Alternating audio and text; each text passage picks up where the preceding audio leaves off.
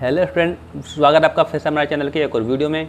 आज हम एक स्टोरी लेकर आए हैं, the lion and the tiger. तो इस पूरी इंग्लिश स्टोरी का हम आज रीड करने वाले हैं और साथ ही हम ये जानेंगे इस स्टोरी में किस प्रकार के इंग्लिश वर्ड यूज किए गए हैं। क्या इंग्लिश वर्ड ज़्यादा हार्ड हैं या फिर इंग्लिश के वर्ड ईजी हैं। साथ ही हम इस पूरी इंग्लिश स्टोरी को हिंदी में ट्रांसलेट करेंगे और हर एक शब्द की इंग्लिश से हिंदी बताएंगे। तो आइए शुरू करते हैं आज की स्टोरी। आज की स्टोरी है the lion and the tiger. Lion होता है शेर, टाइगर होता है चीता या बाघ। लॉन्ग एगो, लॉन्ग एगो मतलब होता है बहुत पहले, बहुत पहले।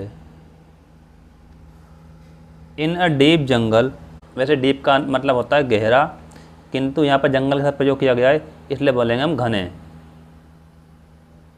या घना, घना। इन अ डीप जंगल, एक घने जंगल में there lived a lion and a tiger, एक शेर और चीता रहते थे। वैसे देयर का जो वर्ड है, देयर की हिंदी होती है वहाँ, किंतु यहाँ पर देयर शब्द सब्जेक्ट के रूप में प्रयोग किया गया है इसलिए इसकी कोई यहाँ पर हिंदी नहीं होगी।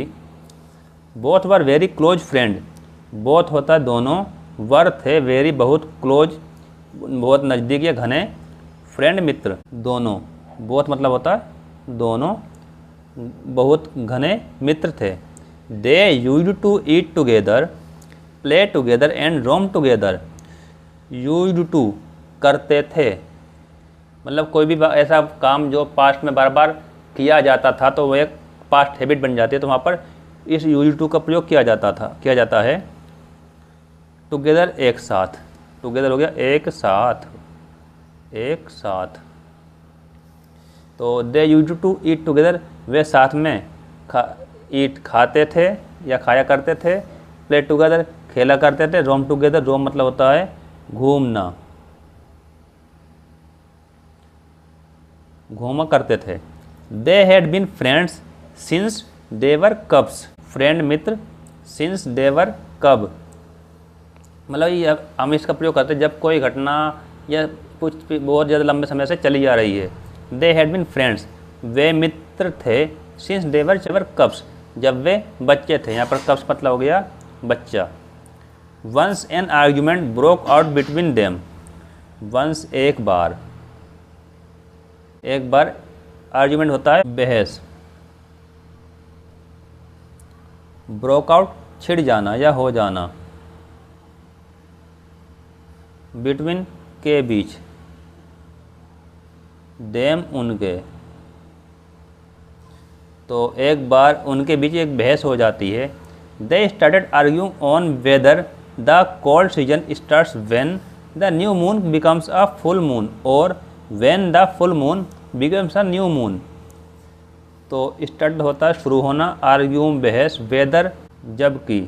वैसे यहाँ पर वेदर का अलग अलग अर्थ होता है। यहाँ पर इस वेदर की हिंदी हम वाक्य के हिसाब से बनाएंगे। The cold season, cold season हो गया है शीत ऋतु, शीत ऋतु या फिर सर्दी वाला मौसम। स्टार्ट शुरू होना व्हेन जब, न्यू मून यानी नया चंद्रमा, बिकम्स होता है a full moon, full moon मतलब होता है पूर्णिमा का चांद, पूर्णिमा।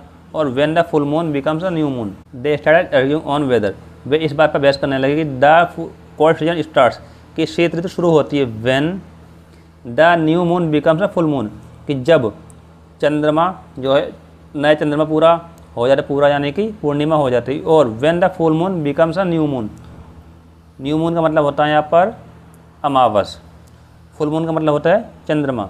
तो इसका अर्थ होगा कि when the new moon becomes a full moon, कि जब अमावस पूर्णिमा हो जाती है या फिर जब पूर्णिमा अमावस हो जाती है तो कोल्ड सीजन वीक स्टार्ट्स, तो शीत ऋतु शुरू हो जाती है। The insignificant argument is turned into a quarrel with each trying to prove himself right. Insignificant का अर्थ यहाँ पर होगा मामूली, मामूली यानी कि अधूरी। तो वाक्य के हिसाब से इसकी हम जो हिंदी बनाएंगे वो मामूली होगा। टर्न मतलब बदल जाना, इनटू अ क्वेरल, क्वेरल होता है झगड़े में, विद ईच प्रत्येक, ट्राइंग टू प्रयास करना या कोशिश करना, प्रूफ सिद्ध करना, सिद्ध करना, राइट सही। तो इस the insignificant argument turn into a quarrel with each trying to prove himself right.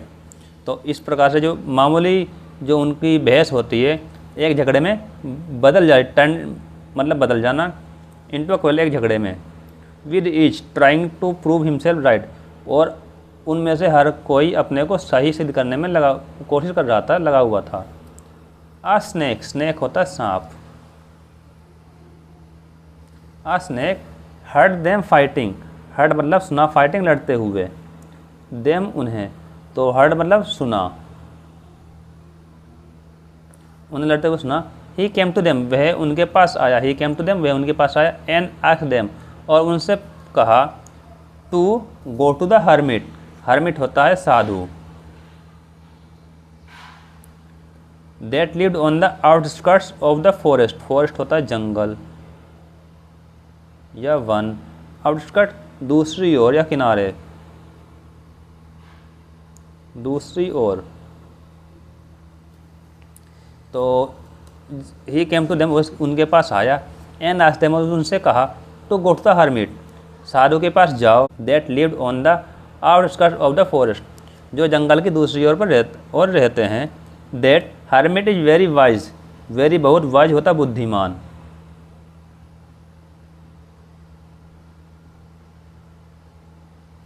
He will surely help you solve your problem, surely निश्चय ही, निश्चय ही, हेल्प यू मदद करना, सॉल्व हल करने में, योर प्रॉब्लम तुम्हारी समस्या, कि वो साधु जो है बहुत बुद्धि, डेट हर्मिट वे साधु, इज वेरी वाइज बहुत बुद्धिमान है, ही विल श्योरली वह निश्चय ही, हेल्प जो मदद करेगा, सॉल्व योर प्रॉब्लम तुम्हारी समस्या को हल करने में वह निश्चय ही मदद करेगा। सेड द स्नेक, सांप ने कहा, so the two friends went to the wise hermit, so इसलिए, द टू फ्रेंड दोनों मित्र, went to the wise hermit उस बुद्धिमान साधु के पास गए, to ask him who was right, ask पूछना, उससे पूछने के लिए, हु वाज राइट कौन सही है, द हर्मिट साधु ने, listen to both of them, listen to ध्यान से सुनना, बोथ ऑफ देम उन दोनों को, एंड सेड और कहा, the hermit listen to both of them and said, साधु ने उन दोनों को ध्यान से, बोथ ऑफ देम उन दोनों को, लिसन टू ध्यान से सुना, एंड सेड और कहा, the cold season begins when cold winds blow and this can happen during any phase of the moon। The cold season होता है शीत ऋतु, बिगिन शुरू होती है, व्हेन जब, कोल्ड वाइंड ठंडी हवाएं, ब्लो बहती है, एंड दिस कैन हैपन और यह हो सकता है, ड्यूरिंग के दौरान, एनी फेज किसी भी चरण में, ऑफ द मून चंद्रमा के, यहाँ पर एनी फेज हो गया कोई भी चरण, एनी कोई भी फेज हो गया चरण, चरण ड्यूरिंग के दौरान, तो कोल्ड शीत ऋतु किसी भी मौसम में शुरू हो सकती है। द कोल्ड सीजन बिगिन, शीत ऋतु शुरू होती है, व्हेन कोल्ड वाइंड्स ब्लो, जब ठंडी हवा बहती है, और यह है चंद्रमा के किसी भी चरण में शुरू हो सकता है, और ये चंद्रमा के किसी भी चरण में हो सकता है।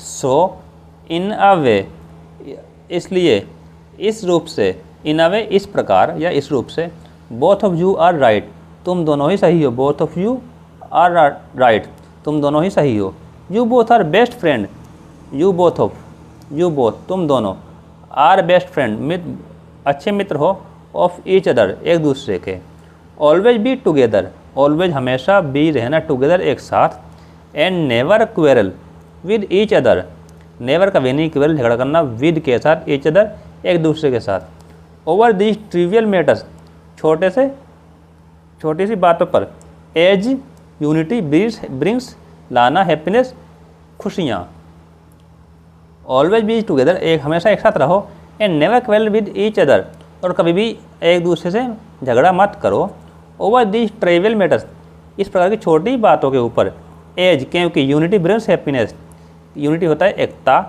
क्योंकि एकता खुशियाँ लाती है।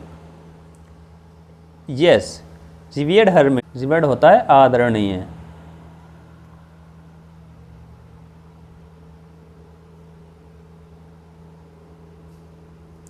हर्मिट साधु, यस रिवेड हर्मिट हाँ आदरणीय साधु, यू आर राइट तुम बिल्कुल सही हो, वी वर सो सिली, सिली होता मूर्ख,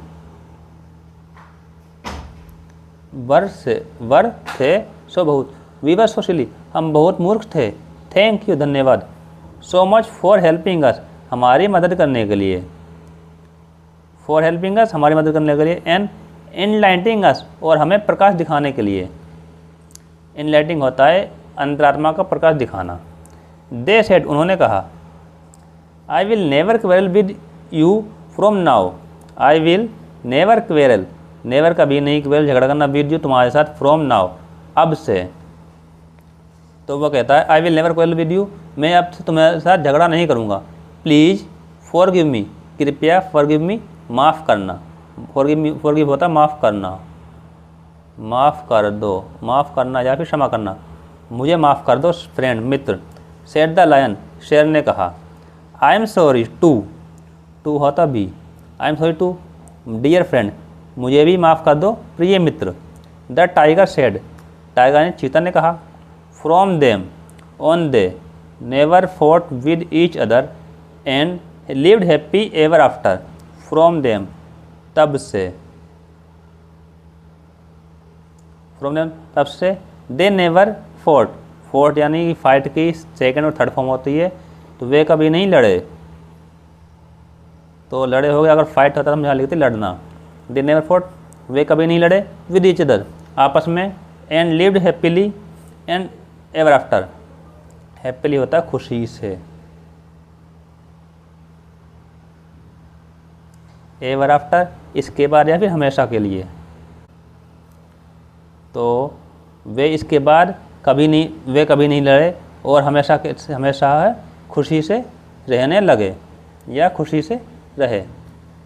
तो आशा करता हूँ ये वाली जो स्टोरी हमने रीड करी है समझ आई होगी। तो मैं बता दूँ जो इंग्लिश की स्टोरी है the lion and the tiger, इसमें बहुत ही ज़्यादा आसान इंग्लिश वर्ड का इस्तेमाल किया गया है जिन्हें आप आसानी से पढ़ सकते हैं, और अगर आपको छोटे मोटे वर्ड्स मीनिंग याद हैं तो आप आसानी से इसे इंग्लिश टू हिंदी ट्रांसलेट कर सकते हैं इस प्रकार की स्टोरी को। और जहाँ तक मुझे लगता है मैंने आपको लगभग हर एक वर्ड की इंग्लिश टू हिंदी बता दी है और साथ ही पूरे इंग्लिश स्टोरी को हिंदी में ट्रांसलेट किया है। अगर अब भी कोई डाउट है तो कमेंट करें, और अगर कुछ वर्ड समझ में नहीं आए तो एक बार वीडियो फिर से देखें। तो अब मिलते हैं हम एक नई स्टोरी के साथ एक नई वीडियो में।